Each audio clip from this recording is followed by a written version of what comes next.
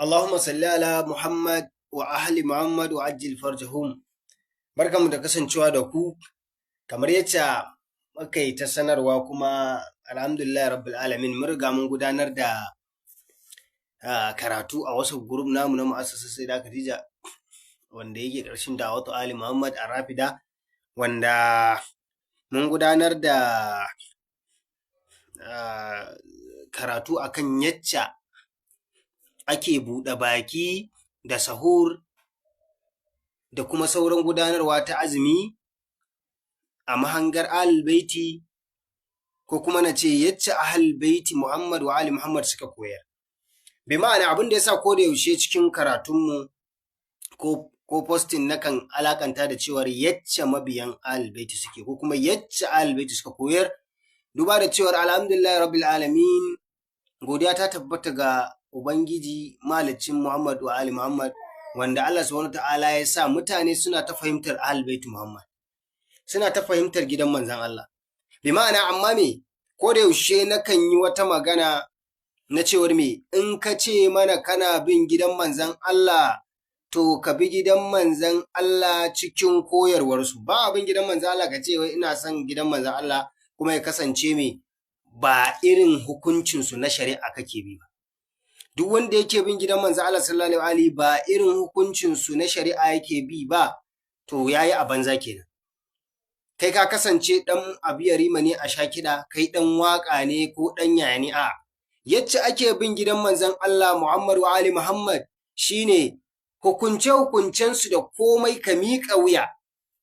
Mutane da yawa har yau basu fahimci me ake nufi da wilaya ba. In ka kasance kana da wilaya ga Ali, ka shaida Ali shine wasiyin manzon Allah a bayansa, ka mika komai, to kai fa da sallarka da azuminka da tafi komai zaka aikata ya kasance kana cikin hukunce-hukuncen shari'a na gidan manzon Allah. Ba yace za a cika ce wani, shi yasa mutane da yawa za ka gansu muna masoya ne, a'a wannan ba shi bane ba. In kana son ka bi gidan manzon Allah, mu san cewar kana son gidan manzon Allah da gaskiya, shine ka bi hukunce-hukuncensu. Muna da mabiyan Ahlul Baiti da dama, duk ga sunan zamu gani. Kowa ya ga dama ma ya iya kirkiro kungiya ya ce kungiya ce karkashin masoyan Ahlul Baiti, amma fa mabiyi daban masoyi daban. Bi ma'ana mun sani zamu ga yace mutum zai dinga muna son ka, amma sai lokacin kare abin nan sai a janye. To ala halin abin da nake so ko da yaushe in an ga yanayin motsin posting ɗinmu da sauransu muna kira ne, saboda manzo Allah sallallahu alaihi da ya bar mana nauyaya abubuwa guda biyu, ce kitabullahi wa itrati. To in ka za ka bi kitabullahi wa itrati din, littafin Allah da iyalan gidan manzo Allah, to sai ka bi sa hukunci. Shine fasalu ali zikri in kuntum la ta'lamun. Kar ya kasance ka ce mana ai kai ka bi gidan manzon Allah kake bi, labbaikum, amma alwallarka da komai naka ba irin na Sayyida Zahra salamullahi alaiha. Ka iya zuwa ka da kirji ma ka ce mana ai kai dan kaza ne, ai ko sai da Zahra kaza.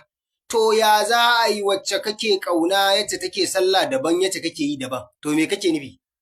Bi ma'ana abinda kake so kake kauna to kai koyi da ibadarsa.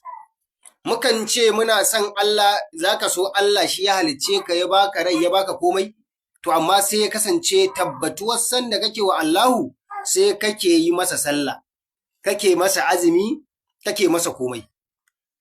Ba yace za a ce kuma kana son manzon Allah, baka koyi da halinsa, baka jin maganar da yace. An fahimta? Bi ma'ana ka ce kana son Sayyida Zahra, kana son Imam Hassan, kana son Imam Husaini, ko ma yawa kake so dai, duka dai duk abinda kace kana so, abinda nake so mu gane shine me, kayi koyi da waɗannan bayan Allah ɗin, ya kasance kana bin gidansu. Imamai ne guda 12, in mun dunkule za mu ce ma'asumai 14, manzon Allah Sayyida Zahra, sai kuma imamai guda 12. Wannan su ake bi.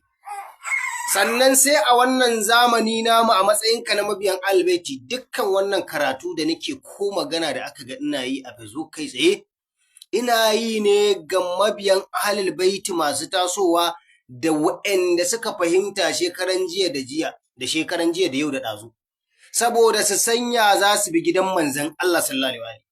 Ni abin da na sani shine yaɗa da'awar gidan manzon Allah kitabullahi wa itrati kai tsaye. Ya kamata ya kasance kai da kake amsa cewar kana bin gidan Muhammad wa Ali Muhammad to ka tsayi tsayin daka akan me yaya gidan manzon Allah suke aikata kaza. Dole ka bincika, ka nemi sani. Zamani ne muke ciki wanda muka sani tun iyaye da kakanni madi zai bayyana, ka sani cewar limamin zamani shine Imamul Hujja, Imamu Mahdi. Dole ka nemi sani a kansa. Al'amarinka yana gare shi. Kai da kake amsa cewar ɗan shi'ar su Mahdi ne, ɗan shi'ar gidan su Mahdi ne, to ka sani cewar dukkan ayyukanka za ka danganta shi al'amari ne kai tsaye gare shi, saboda shi Imamul Hujja shi ne wanda ya kasance wasiɗatul faidil ilahi, wanda ya kasance dukkan al'amarin da yake zuwan mana da al'amarin da Allah zai kurayo mana yana biwa ne ta ƙarƙashin wannan limamin zamanin nan. Shi yasa a tsaya a bi gidan manzon Allah da gaskiya, ba da baki ba, ba da sautin waƙa ba. An gane? Shi yasa in ka shirya, ka shirya. Bin gidan manzon Allah motsi ne, aiki ne ba bacci bane ba. An fahimta? Shi yasa Al-Bait dama tun a can sun bayyana, imamai sun bayyana kala-kalar mutane 'yan shi'a su gasu nan daban-daban kuma gashi suna ta bayyana. Yanzu a Najeriya nan ma kala-kala kowa zai iya cewa mabiyan kaza to amma aikin shine abun ji. To dama na zo ni batu ne akan me azumin watan Ramadan da zai zo. Ina kuma magana da zan yi ne, ina magana da mabiyan Ahlul Baiti waɗanda suka fahimta suka ce za su bi gidan manzon Allah kai tsaye, suka ce za su bi Muhammad wa Ali Muhammad, suka fahimci cewar gidan manzon Allah su za a bi, kamar yacca ala'ayyalin ya kasance daga mabambantan aƙidu, wani ya riga ya fahimta ya gane nan za a bi nan za a bi nan za a bi. To ala'ayyalin kamar yacce ka sani azumi a kowane ɓangare, shi ma a shi'a azumi wajibi ne. Kar kai tunanin wani ya taɓa gaya ma wata ƙarya ya ce mu 'yan shi'a ba mu azumi, ko ya ce ma 'yan shi'a mu azumin mu guda 90 muke yi ko 100, ƙarya ne. Azumi guda 30 ne ko 29, kamar yacce kowane al'umma suke aikatawa. Rashin bibiyar bahasi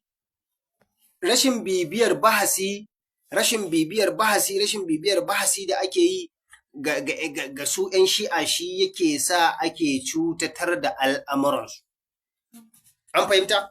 Sai wani ya je ya ƙago ƙarya ya jona ta zuwa ga 'yan shi'a. To ala'ayyalin Allah subhanahu wa ta'ala da kansa a cikin Baƙara aya ta 183 yake cewa ya ayyuhal ladina amanu kutiba alaykumus siyamu kama kutiba alal ladina min qablikum la'allakum tattaqun. Kai tsaye ya ku wanda kuka yi imani an wajabta muku yin azumi kamar yadda aka wajabta waɗanda suka gabace ku domin ku samu takawa. Kenan shi azumi wajibi ne. In muka ɗauki azumi a mahangar shi'anci za mu ga cewar yana daga cikin wajibai ne. Azumi wajibi ne, ba wai in kaki za a sama zunubi kai tsaye. Ba wanda ya kasance in kana da larura wannan daban, amma azumi wajibi ne.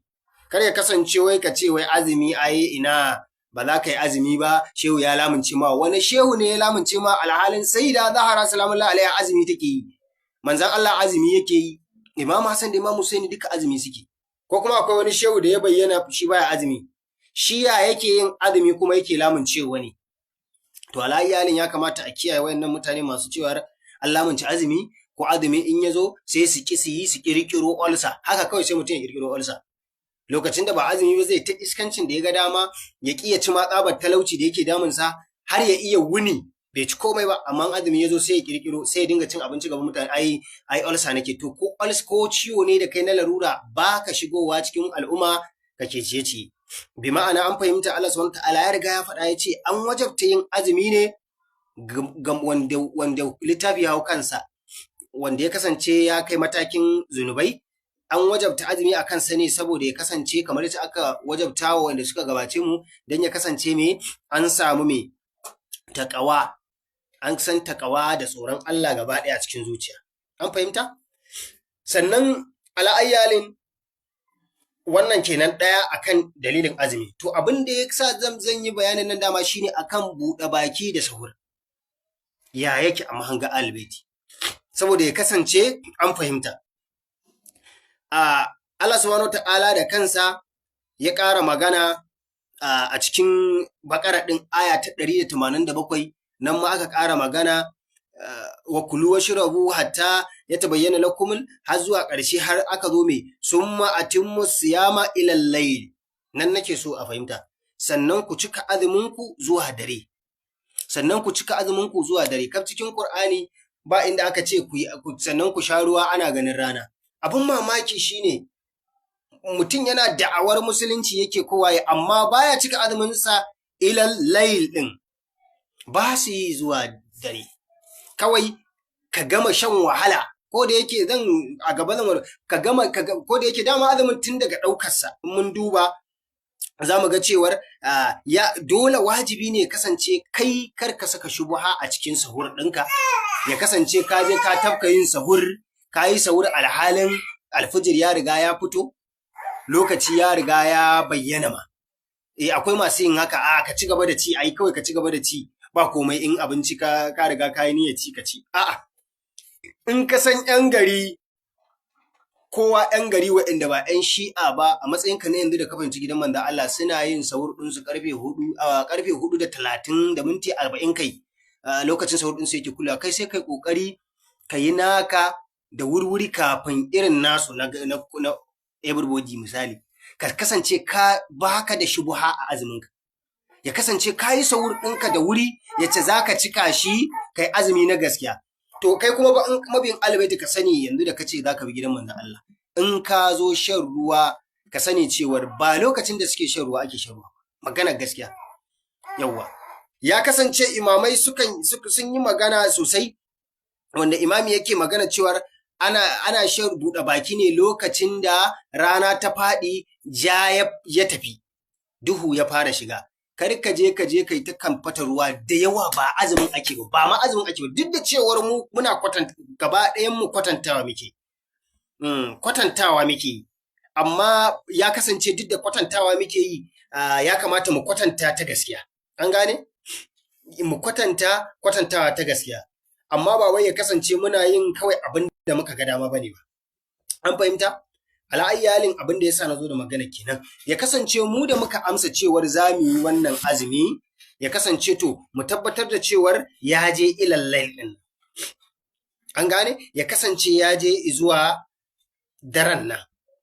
Ya kasance wasu daga cikin sahabbai sukan yi magana cewar mun kasance muna shan ruwa ne lokacin da ba ma bambance baƙin zare da farin zare. Mun kasance muna shan ruwa ne lokacin da in muka jefa abu sama ya faɗo ƙasa ba ma ganin inda ya faɗo. To ina ga kai ayar Allah ta tabbatar da al'amari, hadisai sun tabbatar, kai kuma sai ya kasance ka ce ba haka nan za ka yi ba. Ya kasance kwata-kwata ba daidai ba ne. An gane ko? Ala'ayyalin shi yasa nake magana idan rana ta faɗi kuma jan haske ya gushe daga gabas gaba ɗaya, to ya halatta a yi buɗe baki. Wannan shine a matsaya na mahangar albaiti Muhammad wa ali Muhammad. An fahimta? To kar ya kasance ka ce kana bin gidan manzon Allah, ka gama ta yi mana tambayoyi, ka tambaye mu kana tambayar ya ake alwala, ya ake kaza duk ka sani, sai kuma aka zo azumi ka kasa jurewa. In ka tabbatar karfe 6 suke shan ruwa da 50, to kai yi ƙoƙari ka kai 7:10. Na san 7:10 dole duhu yayi. Dukkan tazarar gaba ɗaya ba ta wuce minti 15 zuwa 20. To mene laifin wanda ya ɗauki azumi tun daga asubahi har zuwa magariba, me dan ka ƙara minti 20 don tabbatuwar ibadarka? Wani ya ɗauka fa ibadar wani abu za ta tsina wa Allah subhanahu ta'ala.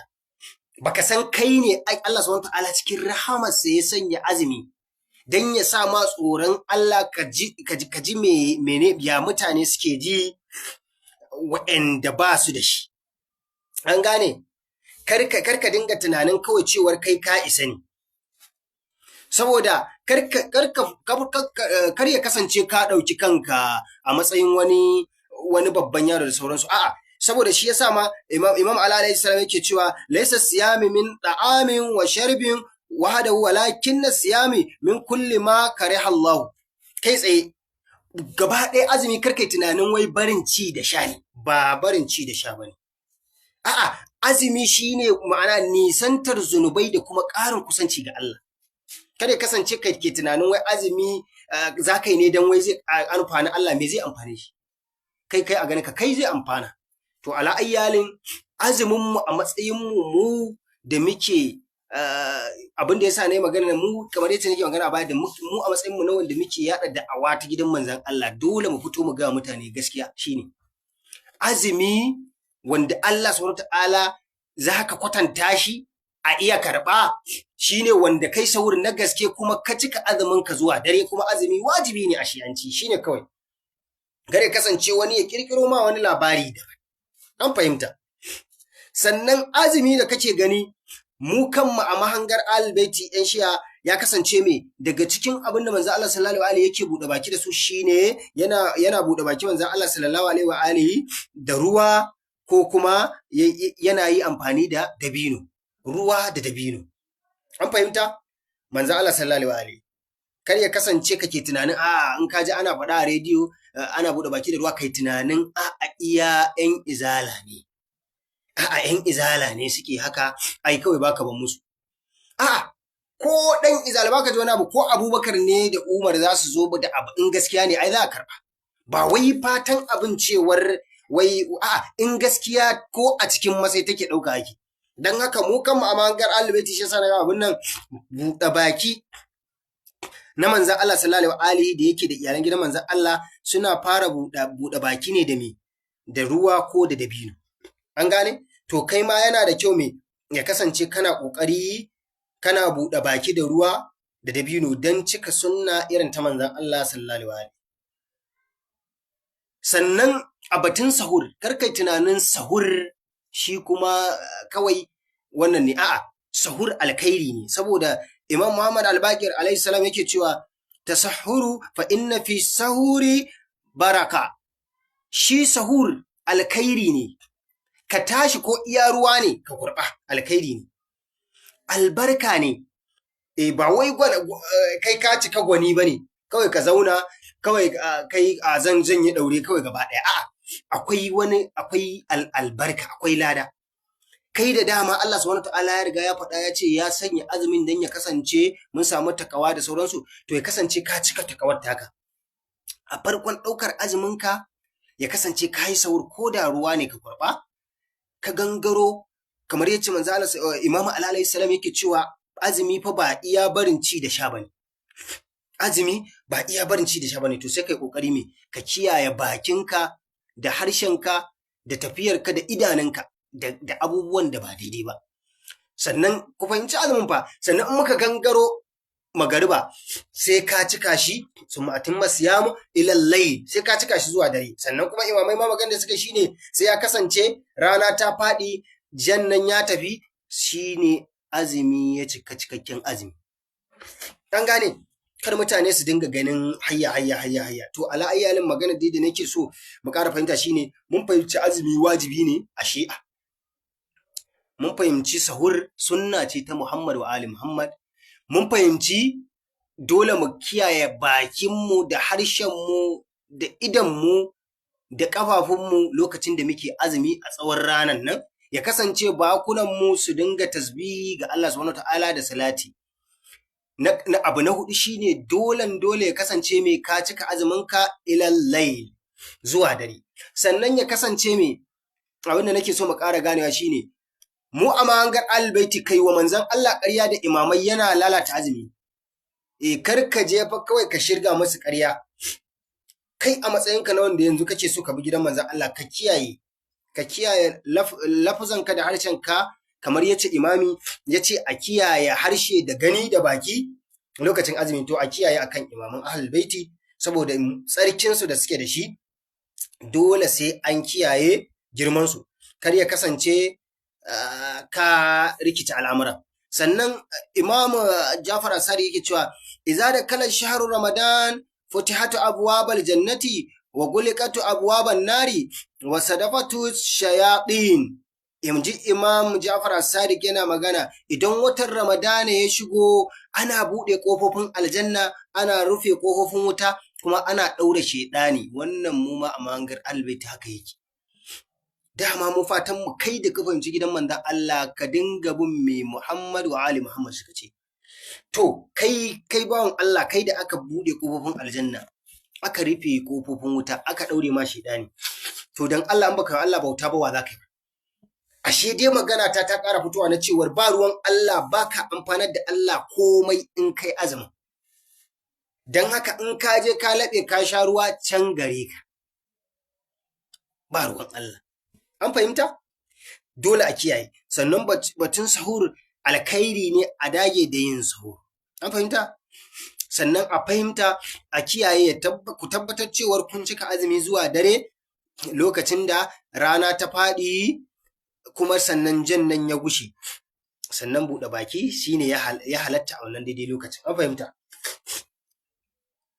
Sannan in ji Imam Jafar Asadi yake cewa inna lissa'imi indahu ifdarihi da du'a'u la tardu. Gaba ɗaya lallai mai azumi yana da addu'a lokacin buɗe baki wadda ba a mayar da ita. Lokacin da ake buɗe baki, lokacin da kasancewar lokaci ne na buɗe baki. In ji imami yake cewa inna lissa'im inda gaba ɗaya wanda yake buɗe baki lokacin da ka zo kan ka sha ruwan nan ko ka ci dabino ko ma ka ci me za ka ci, ka sani duk abin da ka roƙi Allah subhanahu ta'ala yana karɓa baya mayar da ita. To ka yi ƙoƙari ya kai ɗan uwa kake saka ‘yan uwanka a addu'a da wannan ƙasa da karan kanka akan Allah ya tabbatar da kai akan bin gidan Muhammad wa ahli Muhammad. An gane? Ya kasance dole ka tsayu akan wannan al'amarin domin imami ya riga ya magana, mu imamai a gurin mu ma'asumai ne, duk abin da imami ya faɗa maganar Allah ce kai tsaye. Saboda me? Ya ce lallai mai azumi addu'arsa a buɗe ta karɓaɓɓiya ce. Allah subhanahu ta'ala baya mayar da ita. Ya kasance a matsayinka na mabiyin Ahlul ka dage ka dinga addu'a lokacin buɗe baki, wannan shine koyarwa ta gaskiya. An fahimta? Sannan ina ƙara tuni na me wanda in ji Imam Jafar Sadiq idan mai azumi ya kasance ya sanya idanuwansa da harshensa su ma su yi azumi daga ƙarya da aikata haram. Kar ya kasance kana azumi ka je kai sata. Kar ya kasance kana azumi ka tafi gidan gala. Kar ya kasance kana azumi kawai ka je ka aikata ba daidai ba. Ya kasance ka raunata azumin naka. Kai da aka kulle ma ƙofofin wuta aka buɗe ma na aljanna. Sannan aka ɗaure ma shaiɗani. To me yasa kake wahalar da kanka? Me yasa kai kake zama shaiɗanin karan kanka? An gane? Ya kamata ya kasance ka tsarkake niyyarka, ka yi azumi na gaskiya wanda Allah subhanahu wa ta'ala zai yi alfahari da kai. Saboda azumin fa ba fa Allah subhanahu wa ta'ala wai zai amfana da shi bane. Kai ne zai amfanar. An gane aiko? Sannan in ji Imam Rida yake cewa innama amiru bisawmi liya'rifu alamar ju'i wal atshi. An wajabta mana mai azumi ne saboda mu koyi raɗaɗin yunwa da kishirwa.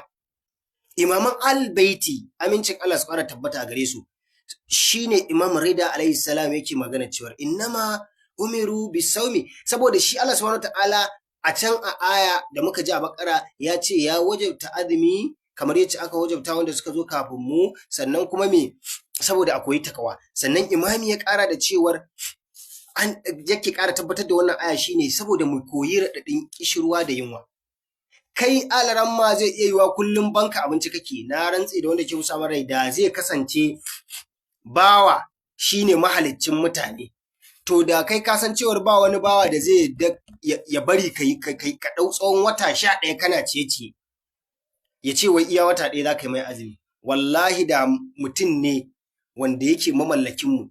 Shi yasa aminci su ƙara tabbata subhanallahi wa bihamdi wallahi da bawa ne yake ɗauke da al'amuranmu, da sai dai ya ce ka yi azumin wata 6 ka ci abincin wata 6.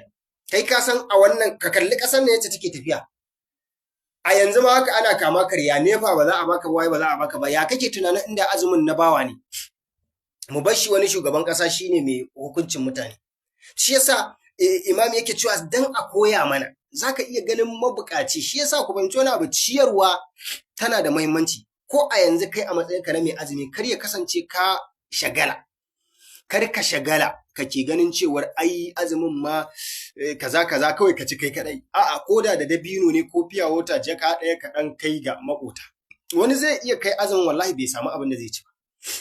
To ala iyalin kai da aka koya ma, saboda an umarce mu mai azumi saboda mu koyi ishirwa da yunwa, mu jiya take. In kai dan gidan dan tata ne ko dan gwate, to daga ƙarshe dai azumin Allah ake wa. Zaka fahimci cewa kai ashe haka talakawa suke ji. Kai kuma talaka zaka ƙara jin tsoron Allah. Kai mai kuɗi zaka ce ashe haka talakawa suke ji, sai kai kokari ka je ka taimaka musu. To yana da kyau a fahimci wannan. Sannan ina ƙara tuni kafin na karkare shine akan manzon Allah, kana rasulullah sallallahu alaihi yufdiru ala tamri aw ma'i. Manzon Allah sallallahu alaihi yana buɗe baki, inji Imam Jafar As-Sadiq, da dabino ko da ruwa. A kiyayi wannan sunna ce, mu ma a gurin mu mabiyan albaiti muke koyar wannan. Mu sha ruwa ko mu buɗe baki da dabino dan ya kasance mun yi koyi ga Muhammad wa ali Muhammad. An fahimta? Saboda kai kasance mun yi abin da ba shi ba.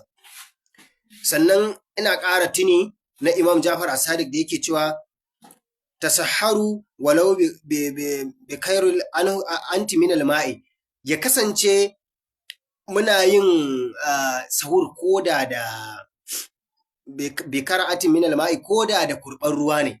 Ya kasance muna kurban ruwa ko kurban ruwa muka tashi da niyyar wannan azumi zami sahur, to ya kasance mun yi haka, saboda sahur yana da alkhairi. An fahimta? Sannan ya kasance Imam Ali alayhi salam yake cewa mai azumi yana daga farin ciki guda biyu, ɗaya lokacin buɗe baki, ɗaya kuma lokacin haɗuwarsa ga ubangijinsa. An gane? Ya kasance mai azumi yana tsarkake niyyarsa, ya san cewar yana da kusanci ga ubangiji, musamman lokacin buɗe baki. An gane? Imam Ali yake cewa azumi jarabawa ne domin tabbatar da ikilasin bayan Allah. Ai ikilasi ne wani Allah ake wa azumi, amma wani in ya ga dama, nakan yi mamakin wannan abu.